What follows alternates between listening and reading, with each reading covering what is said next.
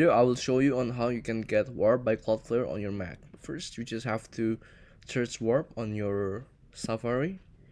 Open up your Safari as I have opened it, and then you can search Warp on Google, and then click on this one. Make sure that it's hold on. Warp by Cloudflare. I think it's this one, 111111. Click on Mac OS. Allow. It will download Cloudflare underscore warp. Wait until it gets downloaded and click on it. Double click it.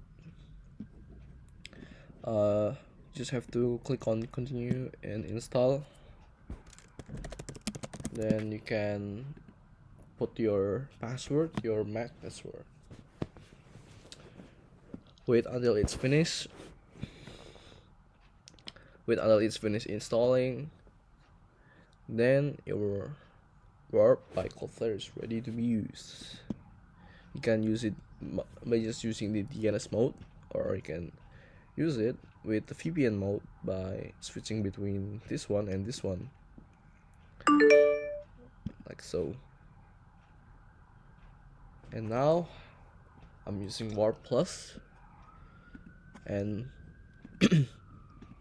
and this is how you can install Warp VPN on your Mac.